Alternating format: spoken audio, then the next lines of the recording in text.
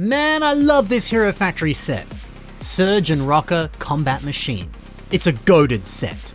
And I feel like it gets so overshadowed by literally every other Invasion from Below mech. But no, today we're gonna shine a light on this beauty. Let's give it the love that it deserves. We'll also check out the set's incredible part selection and see a pretty sweet revamp of this set. I'm ready if you are, let's do it. I just really like the shape of this mech, because when you look at most other mechs from Invasion from Below, so many of them are humanoid. And that's fine, I like a good humanoid mech. That's great, nothing wrong with that. But it does feel a bit repetitive, especially when you look at a lot of modern mech sets. Again, they're humanoid. So to see something like this, it's like a breath of frickin' fresh air. It's so nice to see a different body shape, to see some diversity. I've always seen this as a bit of like a gorilla. The body shape kind of reminds me of that. You know, the big buff arms at the front, the slightly smaller legs at the back. Even just the general shape and feeling of this design. It does feel like a gorilla. I dig it, I think that's really cool. The body boasts a pretty impressive amount of movement and posability. You can even rear it up like a horse. And actually, this picture here, that is it supporting its own weight. The fact it can do that is surprising and impressive. This combat machine also has a ton of firepower, which is exactly what you want, right? A Zamisphere launcher on the side. On the other side, 6 frickin' flick fire missiles. 6 of them! We've even got a few stud shooters tucked away up here. And then 2 more flick fire missiles on either side of the wings up here. Oh yeah. And while we're talking about this section, you best believe that this pops off to reveal an additional little fighter. The wings can extend out like so, looking very nice, very fly, or they can pop in. Pop in for storage, you know? There's just so much packed into this one design. It's exceptional. And actually, I want to remove some of the armor here, just to expose some of that internal structure. This is wildly simple. Barely any technique, it's all just those wonderful CCBS bone pieces. I adore this. Sets like this showcase the real power of the character and creature building system, CCBS.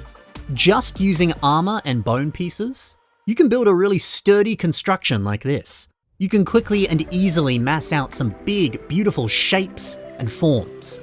And you can produce some of the coolest characters, the best creatures, and the sickest mechs.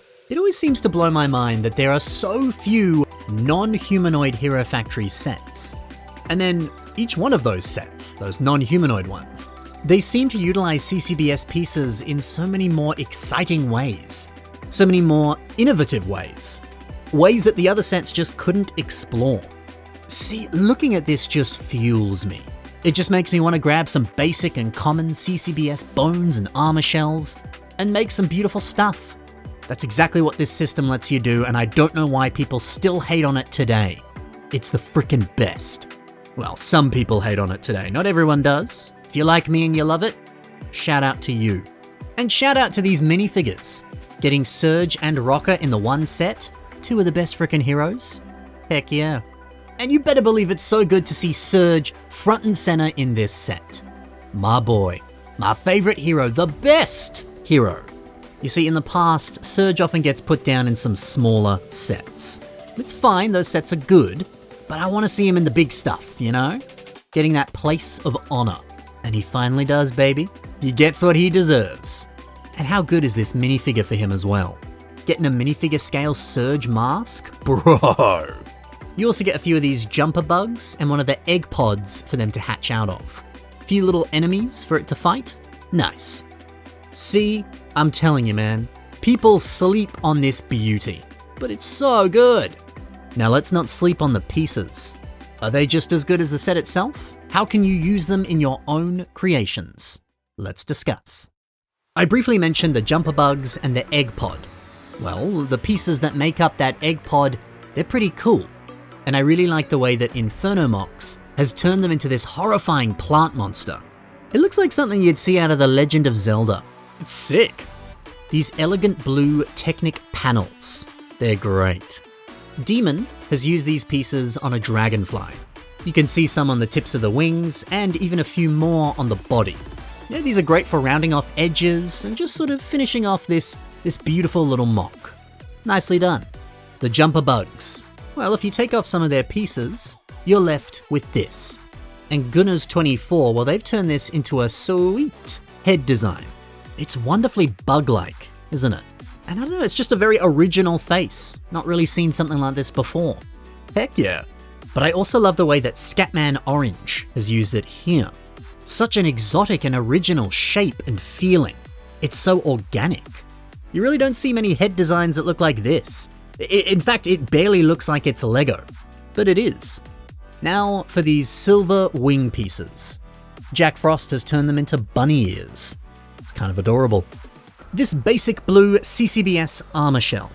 Garlic Bonks has used it here for a bit of a gauntlet design. Immediately branching the hands off of that piece looks pretty good. And yeah, using this for an arm design, it's simple, but it's really nice.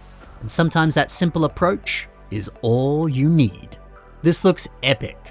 And finally, the gunmetal foot piece. Eknard Hobbies has used some silver ones for a nice hand design.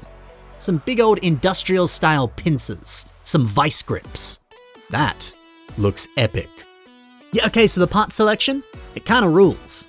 But I want to see a revamp of this set. Here we go. It's made by Mr. Boltron. And yeah, it almost seems to have doubled in size and like tripled in firepower. Look at those big blasters. Yeah, bigger guns, bigger blasters, bigger size. That's a must-have for any revamp. It's a good formula to follow. Yeah, sure, the size increase is cool, but I like some of the little details. Like these light bluish grey boat studs and dishes right here on the legs. Yeah, I don't know, little mechanical divots and rivets. They just add a lot of realism to this mechanical monster. Another epic touch, the jet that Rocco can pilot. Well, it actually can rotate around now, kind of becoming a bit of a turret, like you might see on the top of a tank. I love that. And I also love how these wings pop out like this. Kind of reminds me of frills on a frill neck lizard. Hey, you know, maybe, when this mech is fighting monsters, maybe these extend as some sort of intimidation tactic. That's actually kind of a cool idea. And yeah, of course, this can pop off and become its own jet. What a revamp! What a set! I love Invasion from Below so much. But what do you think? Does this set grab your attention? Do you like it as much as I do? Or do you think it kind of sucks? Well, let me know in the comments below. But that's all for now, guys. Thank you for watching, happy building, and bye for now.